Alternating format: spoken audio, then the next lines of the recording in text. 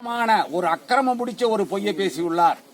ஒரு முதலமைச்சராகிய ஐயா அந்த சீட்டில் உட்கார்ந்துகிட்டு இது போல ஒரு அவதூறான பேச்சுக்களை, பொய்யான பிரச்சாரத்தை செய்யாதீர்கள்.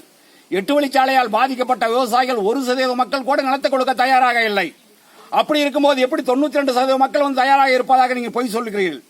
உடனடியாக உங்களுடைய பேச்சை வாபஸ் வாங்க வேண்டும். அது மட்டுமல்ல, 8 வழிச்சாலை திட்டத்தையே வாபஸ் வாங்க வேண்டும். இது மக்கள் பிரச்சனை மட்டுமல்ல, என் நாட்டின் பிரச்சனை, தமிழ்நாட்டினுடைய மலைகள் பிரச்சனை, ஆறுகள் பிரச்சனை, ஏரிகள் பிரச்சனை, இயற்கை பிரச்சனை, கனிமவள பிரச்சனை, விவசாய பிரச்சனை, மக்கள் பிரச்சனை. இத்தனை பிரச்சனைகளை சாதாரணமாக கடந்து போக பார்க்கிறீர்களா? கடந்து போக நாங்கள் விட போவதில்லை. ஒருபோதும் எங்கள் தாய் பூமியிலே நீ 8 வழிச்சாலை அமைக்க போவதும் இல்லை. அதற்கு நாங்கள் அனுமதிக்கவும் மாட்டோம். நிச்சயமாக தோக்க போவது நீங்கள் தான்.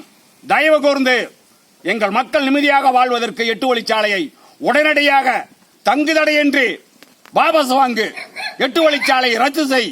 இதுதான் எங்களுடைய கோரிக்கை.